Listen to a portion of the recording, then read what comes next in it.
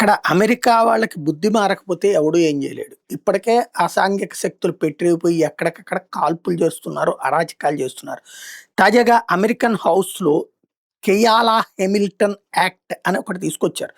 దాని ప్రధాన ఉద్దేశ్యం ఏంటంటే మైనర్‌లు ఎవరైతే 18 ఏళ్ల లోపు వాళ్ళు ఉంటున్నారో వాళ్ళల్లో విదేశాలలో అరాచకాలు చేసి, దుర్మార్గాలు చేసి అమెరికాలోకి ఎంటర్ అవ్వడానికి ప్రయత్నిస్తున్నటువంటి వాళ్ళని అంగీకరించడానికి వీల్లేదు. వాళ్ళని తిప్పి పంపాలి. వాళ్ళ క్రిమినల్ హిస్టరీ.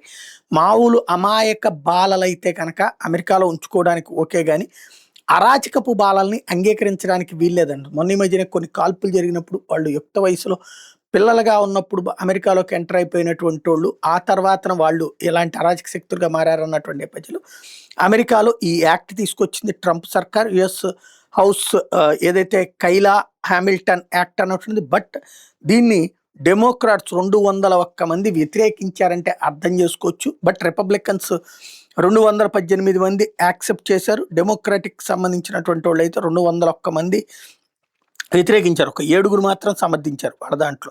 ఓవరాల్గా 225 ఓట్లు అనుకూలంగా, 201 ఓట్లు ప్రతికూలంగా వచ్చినాయి. కాబట్టి బిల్ అయితే పాస్ అయింది. కానీ డెమోక్రాట్స్కి ఇప్పటికి కూడా బుద్ధి రాలేదు అన్నటువంటి విషయం స్పష్టమవుతుంది.